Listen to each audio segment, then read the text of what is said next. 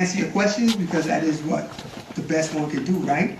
But I do also want you to know that I don't come before you alone. I move by the assistance of Partner, the overseers, but also I have with me a powerful sister in the doctrine, a powerful brother in the doctrine. So if I am unable to answer the question to the fullest or to where you hear the answer very true to you, one of them, they are able and willing to assist me. And if by any chance we do not answer it that way, I would only ask that you write it down and pass it up, and we'll get the answer for you. So having said that, if anybody has any questions, let's go.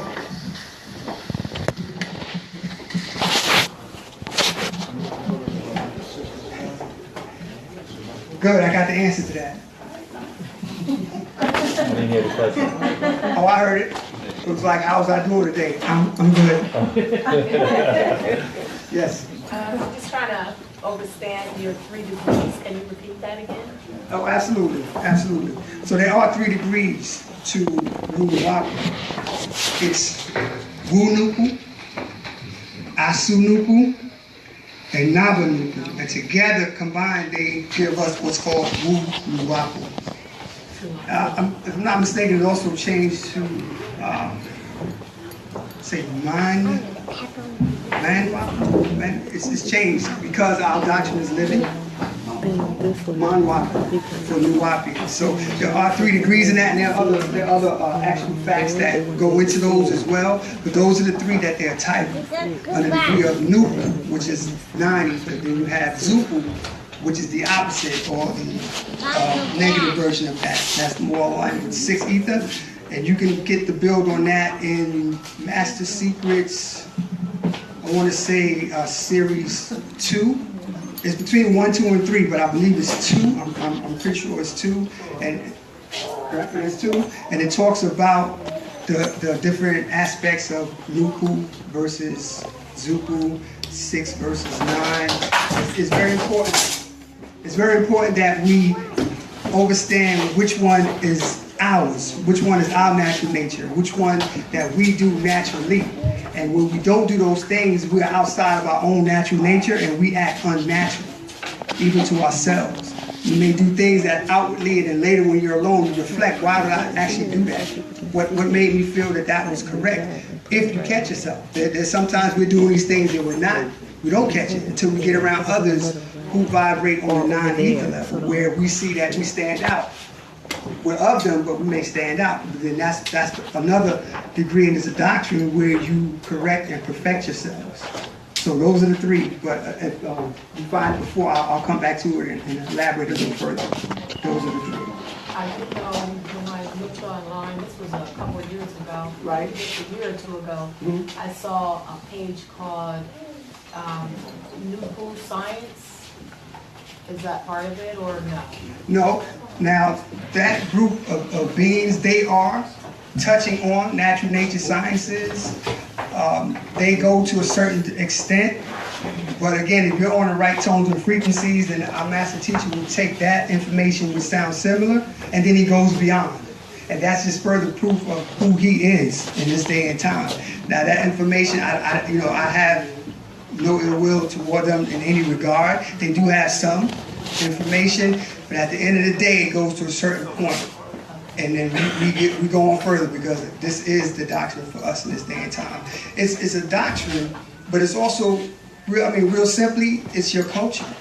Sure. It's our culture, it's our culture. So when we embrace it, the forces that move the universes will embrace us. You just have to be true to it.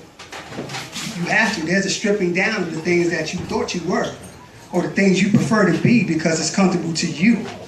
Once you get past your own comfort level and you put those other 3 degrees down, it's called EGO or ego. When you put that down, then you have no choice but to accept who you are and not what you were taught to be. And when you get to that degree, you strip down and you have that rebirth, which is what this doctrine does, then you will be on the path to the Amtu, or life after life. Because there is a life after life. Tell that. So if I can, just to stay on context to your question, it says,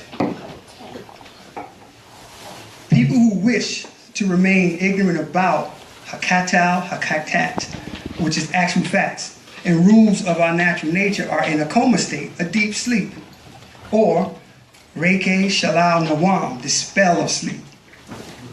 Wu-Nuwaupu is the positive Sakamat powers of nature that reveals the Hakaat facts of positive nature to you as Nuwaupu. And moving on, we're talking about the Zupu. So the next verse says, and Zupu, Zuen, Zion, is the negative powers of unnatural nature that covers up facts. And Sadak, truth.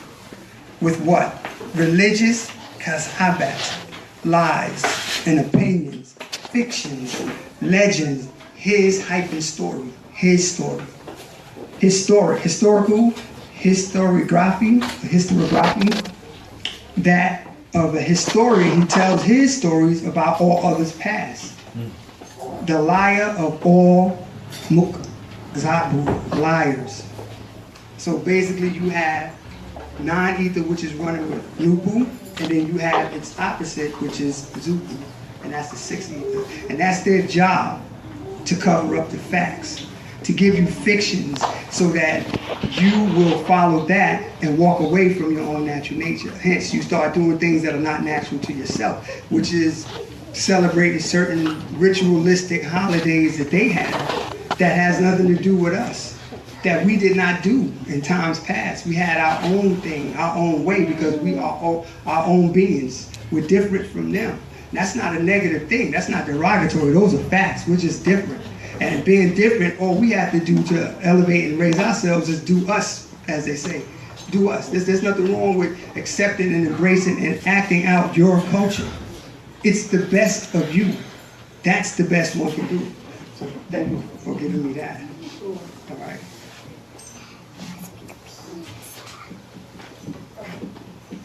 Yeah. Does that answer your question? That's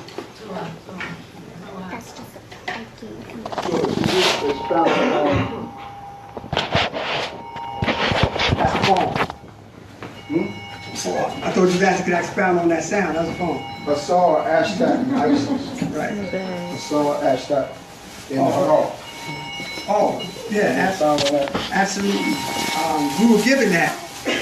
And that's actually the way we greet. If you look to your left, on that wall where the sister's pointing, that's one of the things or greetings that we do to Parnatharu, to elders, and even to each other out of respect. And in addition to it being a greeting, it was actually a prayer that was given to one of our Zamalu in a letter from Panabad, Yandanan. So that's also, if you go to Victoria Broussard's page, and she has a video on how we would greet each other. It's very nice, it's explanatory, it goes through it. So when you say expound, are you referring to the prayer itself or just how we are to greet each other? Yeah, I don't have the prayer with me, but okay. Panabad wrote a prayer. Exactly. I can get it real quickly. If I can ask my son, can you bring me the phone for a second? You pause it? All right, let me see if I can pull that out real quick.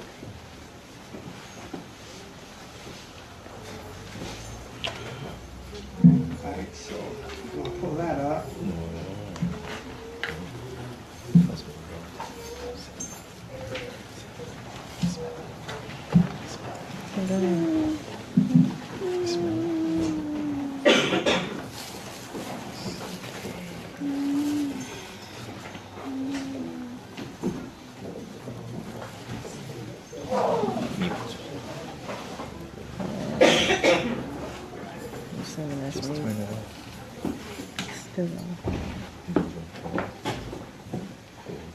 All right, if I can, I want to read the prayer first that was given to one of our Zamalu in a letter from the master teacher. And it begins, Our Father, Osiris, who art in Orion, pure is your name, Asaru. And our mother Isis, who art in Sirius, pure is your name, Ashtat. Also, our first of three messiahs, Masahu, who incarnated on earth. Horus, pure is your name, Harar, the true triune Trinity. The true triune in unity, the original Trinity. We call on you as our family, our ancestors, our helpers. Hear us when we pray, 9 a.m., 3 p.m., 9 p.m. And we are overseen by Ray, whose name is pure, Ray. And after that you say, holy, holy, holy. That's the prayer. Now, some of us may be familiar with these beings, these most holy beings. Then there's also the Trinity. That's them. And this is a breakdown of that Trinity. So what I did was, because of their names, I went and found other scrolls, actual facts, writings of the master teacher, and I combined them to bring clarity for who may not be familiar with them. And this is how I wrote it out. It says, let's begin with the mighty Asaru. He is pure and of the original Trinity. And as part of that, and then teaches us to open our mouths in prayer in order to reconnect to our ancient ones, our ancestors. No, all of this is done in preparation and remembrance of things like our ancient funerary rites, opening of the mouth ceremony, as taught of Asaru and Patarak, conscious being, verse 30 in part, says, Sahat was above in Pa-Patat, the sky, to reunite the Ba soul with the Ka spirit, to give power enough to radiate and integrate the state called Asar. That is, raise the Sakam power of Pa'ak, ether, all done in 180 degrees operating state as the DNA double helix, are inverse worlds, positioned at 180 degrees each. Now, Asar has a counterpart to his 180. Her name is Ashtat. Her most common names, as taught in the introduction of the Book of the Dead coming forth by day, are the great female deity, the divine mother, the mistress of charms and enchantments. In later times, she's called the mother of the deities and the living one. Once she learned of the secret name of Ra, Reye, she ascended to an even greater height of esteem, for she became the most powerful of all the deities.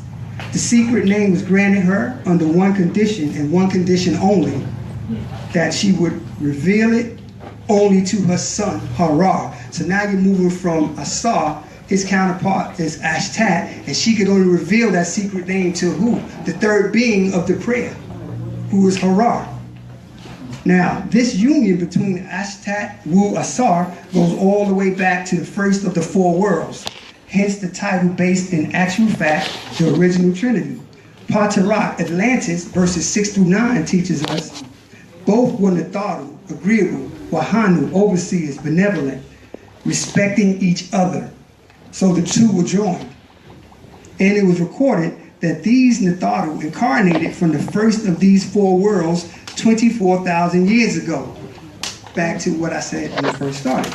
So they were actually from the first of the four worlds 24,000 years ago, and walked Pa-Kawak Taha, the planet, the earth, the ground, as Mufads do, guardians.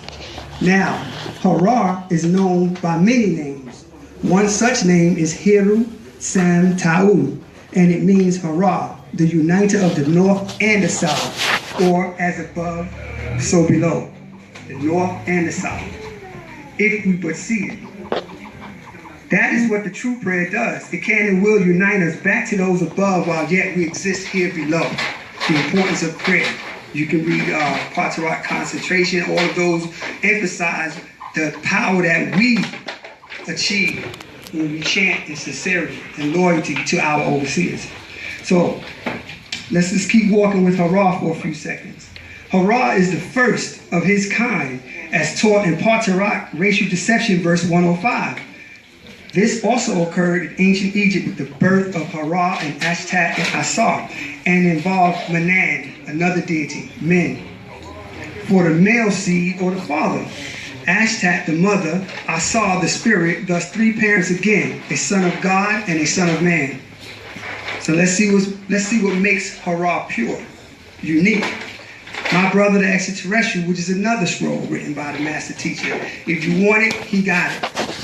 Whatever topic, above and under, above the sun, beyond the sun, in and out of this galaxy, we got it. So when people ask us things, and we have a lot to say, and we should say a lot because it's our thing. You have to share that with everybody. You don't keep knowledge and not share it. So from that book, my brother, the extraterrestrial, teaches us in question 30 on page 108 and 109. Question: so are you in fact saying Negroids are the ancient Egyptians? Answer: yes, that is the actual fact. And it is encoded in your 24,000 DNA strands, genomes of your genes, or chromosomes. We implanted it as the demi-deity called Horus, Heru, which is Harar. So it's included and is called by you, or will be, Har-1, unique. Because, Har-1, which is unique to humanoids. This gene is located on the 20th chromosome. It is Har-1 because Horus was in fact the first.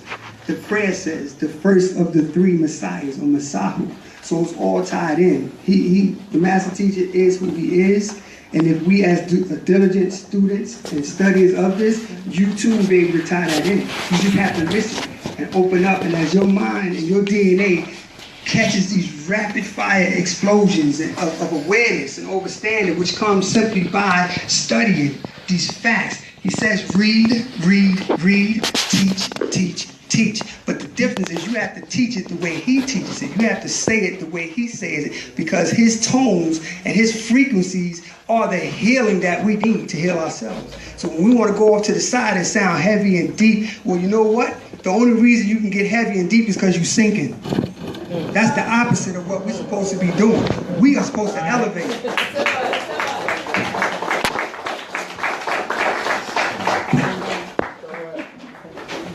I'm going to finish this last verse, and I see another brother has a question. But as it goes on, right, so it says he was unique. He was what? He was the first. So, finally, the Master Secret series called Nabat, Sacred Ash Sections. So that's Master Secret series number 3. Those first 3 Master Secrets that he put out, I stand before you and say I was humbled. I mean, I read the first one, it caught a headache. Read the second one, I had to go to sleep. Read the third one, I prepared a little bit, but I still went to sleep. So that's where I got this from. Nabat, Sacred Ash Section, verses 81 and 82. This one child, Hara, or Hara-1, Horus, the unique chromosome of humans, 24,000 chromosomes, born without a twin sister. For the mitochondrial DNA was in fact Waha, unique. 82. The only begotten son, the golden child, having in him Mafkuzat, liquid gold, to pass on to Hatat Hara Hatar Hathor. We asked them for help, not in this prayer alone, but other prayers as well, such as found in Pataraku, our tones, wavelength A, emotions, and the apostates. I call on my ancestors for help. Nuk, Nadui, Salafuni, Li Nasar.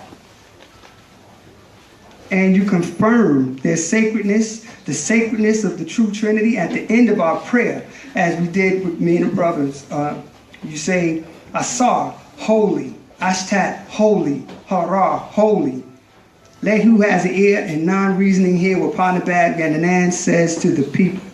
And that's the breakdown for that particular one that I found. You know, I didn't go outside of the doctrine. I went and read other books, and I made that connection. But those of you who don't have it, again, you can just type in. If you go on Facebook, which is a tool we use, it's better this way because I get to see our faces and we can connect that way. But that information on that prayer is listed and how we go about doing it. And it's a good greeting because it's ours, and we have to meet in love and unity whenever we see each other. I don't, whatever my day may be going through, if I see one of my brothers or sisters, it's automatically love. That's how I heal me. So it may sound selfish, but if we're all doing it, it's on one accord. So it's the self, not selfish. Any other questions? Yes, brother. Yes, I want to know because the Ba and the Ka against each other. They exist around the same time. All right, good question. Now, when you say the Ba, we understand that to be soul, Yes. right? And when you say ka, you understand that to be spirit. All right. So let me, if I can, give you this image of you, yourself. I'm talking about you, right? So you have the physical you, which is your body, right? Your body encases your spirit, right? The spirit encases the soul. Now, if we're coming from Papa Ut, which is over here for the sake of pointing somewhere, when we're there, we're soul beings. As we slow down our vibrations, we then take on the spirit, which encases that soul. It has a life, a time frame to live. Then, once you slow down your vibrations even more, and bacteria from this realm starts to gather around that energy, which causes a body.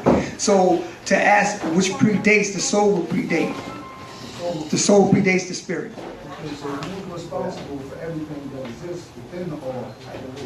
Was agreeable predates negativity, or does negativity move on its own, or does negativity have to birth? And where did the birth of negativity come from? Okay, that's another good question. Now, if you're looking at it in terms of positive and negative, and positive was first, right? Okay, so that, pardon me. No, good. So if positive was first, that means that positivity birthed negativity. And so far as with the light came chaos, that would be correct.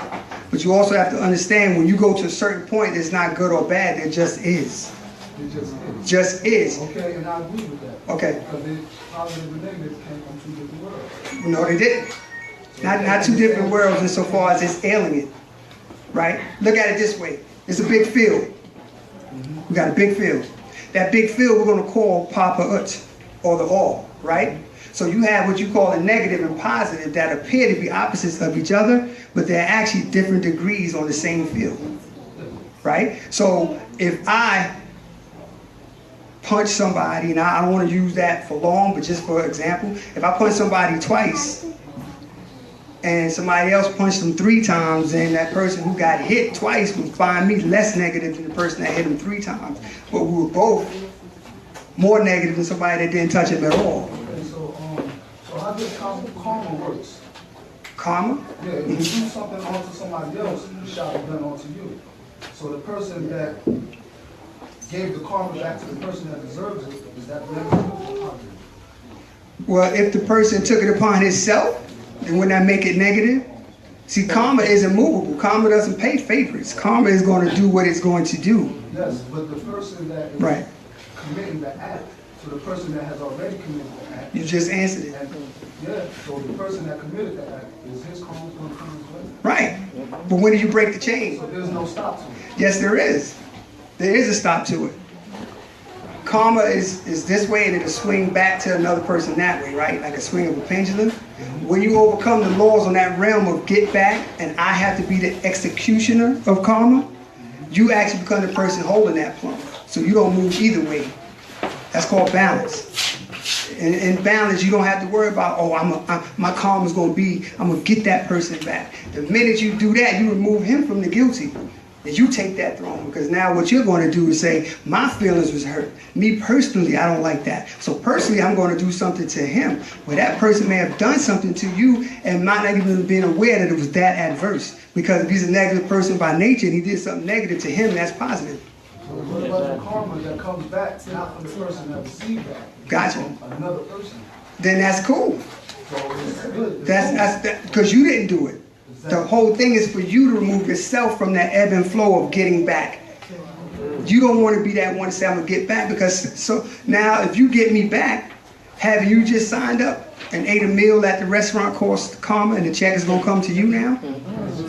Right? So what you want to do is say, you know what? He got that. That's another example of how great a being the master teacher is. Because if that's the case, he has about 4 or 5 truckloads of karma he can say, I need to execute. But in his majestic state of being and elevated mindset, he still shows those people love. Where some of us may find it difficult to do. That's him. That's who I want to be like. So we're going to leave karma alone and let karma do what karma does, right? And all I can say is read a book. Grab a book. I'm so mad. Oh, Good, good. All right, and just to build a little bit more on the Ka and the Ba, there's another Patarak called Soul, Soul, Spirit, Spirit. It actually goes through them. So the master teacher says, and I spoke to you about Ka, Spirit, and Nafas, Spirit, Spirit, Spirit, and about Akak, etheric being, and Ku, Oversoul. And you ask again about these parts of your existence. 1, Pa-Ku, the overbeing. 2, Pa-Akak, etheric being. 3, Pa-Ba, the creative expressional being. Pa-Rawa, the breath of the living being. Pa-Ka, the exoplasmic being. 6, Pa-Nafas, the living being. 7, Pa-Katat, the physical being. 8, Pa-Kabatu, demigods that are children of Pa-Natharu, called angelic beings, both agreeable and disagreeable. You see, the angelic beings can be both agreeable and disagreeable, but still they exist on the field of all. Right? So a person's only judged one way or the other by the person who's observing the actions. But the oversoul, they're not looking at it like, okay, this person is this and this person is that. This person just is.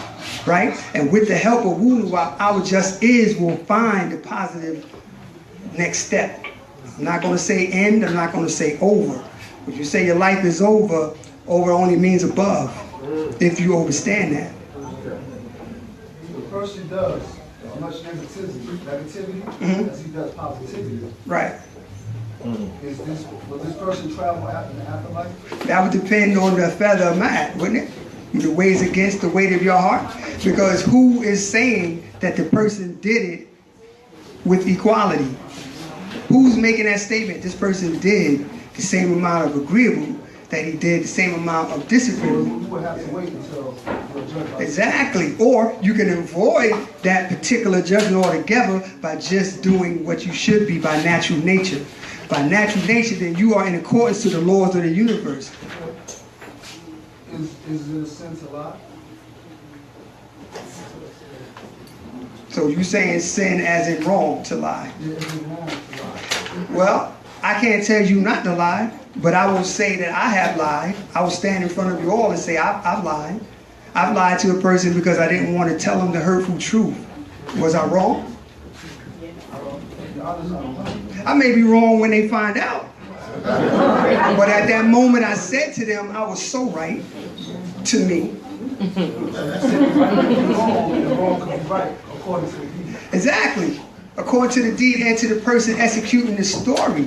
You know what I'm saying? Like if I ran up on somebody and they was severely wounded, right? But I know help is on the way.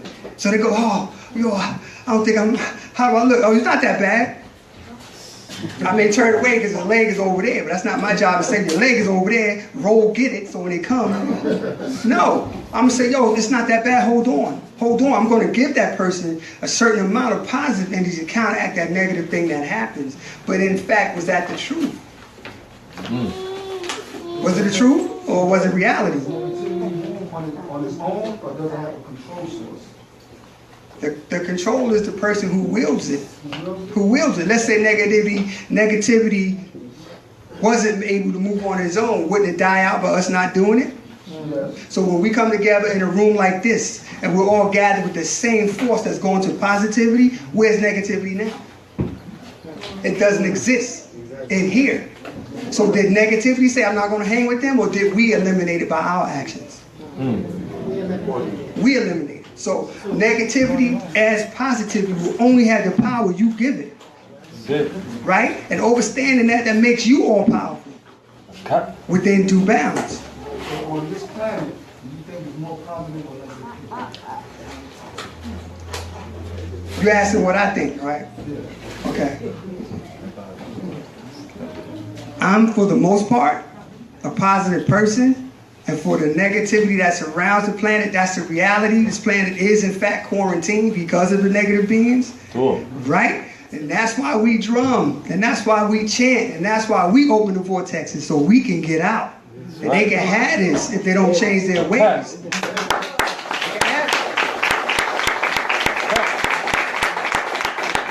So, my question to you, you coming? You coming? My man. Gotcha. Okay. Oh, see, I told you I didn't stand up here alone. My sister, my dad, I got my brother Kufu. So they like, yo, that's a good point, but let me give you this. All right, so let's go back real briefly to karma, which is really saying fate. What is your fate, right? So out of the mind book, if you don't have it, please try to seek it out. You know, there's different versions of it, like 2 or 3, but this is one of the later ones. So it says, the law of fate states that every action brings about an equal and opposite reaction. Whatever is done to others will return to the doer. See, that's important. Whatever is done will return to the doer. You don't need to guide it. Karma has GPS. It's out of this world. Don't worry about that. Don't even get caught up in that. Karma got that, right? So here's another part, a good point which you made up.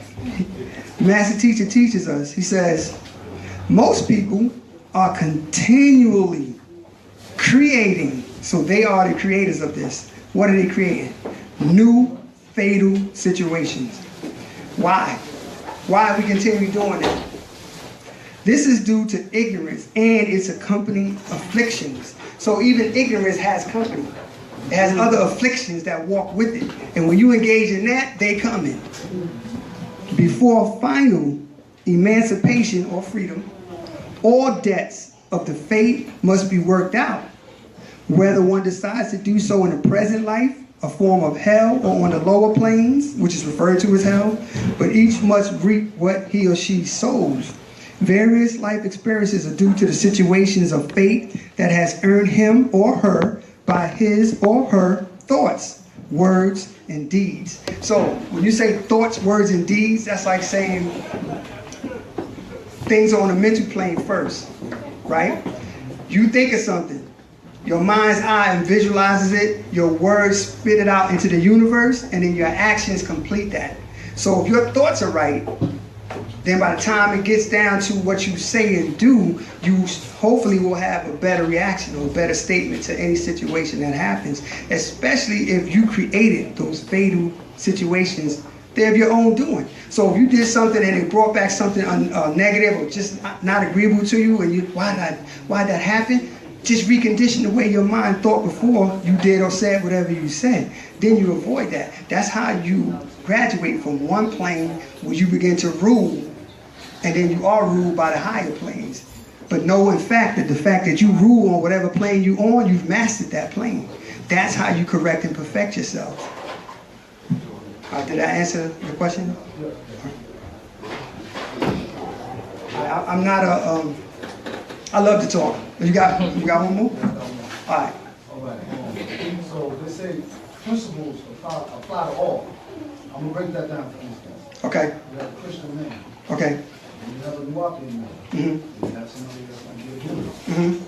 Okay, now if you eat poorly, Mm-hmm. that means that your health is gonna participate. Yes. Your health is gonna go back. Yes. But it doesn't matter that this person is Wu-Nuwaupu. It doesn't matter that this person is Christian, and it doesn't matter if this person is Buddha when it comes to principles. Mm-hmm. And if you stand in front of a bus and you're Wu-Nuwaupu, you're going to maybe get fatally hurt. It's possible. So does principles overrule,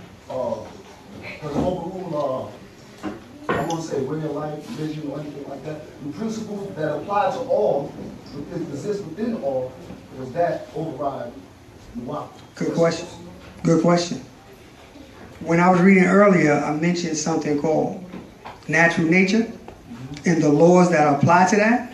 Well, when you say principle, you're saying principle from this point of view. Principle ascends to what's called law, natural law. So if you are catering to your natural nature, you won't eat poorly. So that removes you from the equation of my way of life, because your way of life as a Wu-Nuwaupian is to eat better.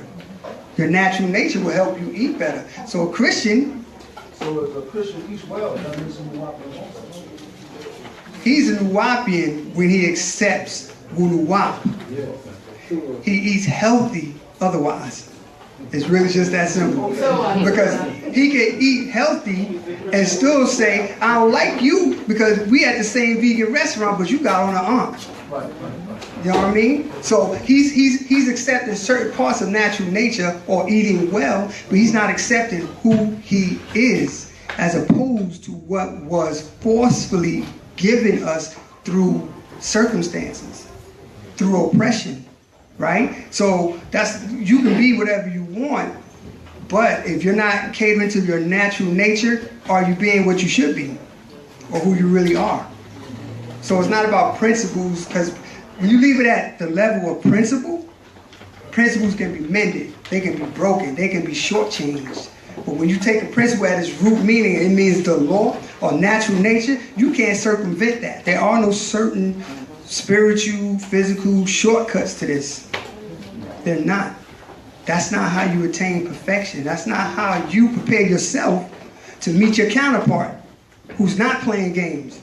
He or she's on the other side perfecting their 180. And when you transition and you meet them so that you can see who's going to go on in existence, they may be more ready than you because you stood on principle. Not you personally, but a being stands on principle and not on natural nature. If I stick to my natural nature, that's all I do. That's all I know. To the best of my ability, I'm not worried about any other aspect of existence. Because natural nature is all-encompassing. You should not have thoughts of anything else. There's no room for anything else other than for me to be who I am in my state of becoming. Because once you hit a certain point, it's time to go the other way. It's time to transition into your next level of existence. And that's why we had to prepare ourselves as best we can while we're in this physical body.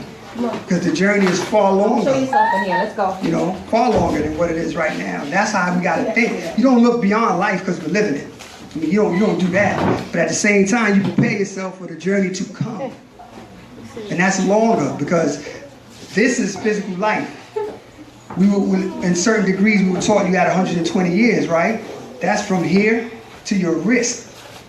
The rest of your existence, spiritual, mental, back to Pa'ut and further, is from here all the way up here. You see the distance, the disparity in time, even though time changes once you go to another dimension. But the fact is, this is the shortest visit we have. The shortest visit. We are spiritual and soul beings having a physical experience, which was hard. Gotcha. Okay. So this is dealing with personal zero time, which we each have at the moment of your birth. Is your own personal zero time. At the moment of your awareness of Wu-Nuwaupu, that's your personal zero time. That's when things begin anew for you. That is your coming out of the state of death into life. So right here it says the Zakut moment, your personal zero time started to record you on the Wu-Nuwaupu me stone, your personal disk, a circular object with magnetic particles for storing computed data, information by the ascending master of your life, and information by the descending master of your life, your Ka'a spirit existence to your physical lifetime. So this, you have soul, mental, soul, spirit, physical. Right now we're at the lower realm, the most dense we could be. And we're going back that way. That's home. As far as like talents. Talents.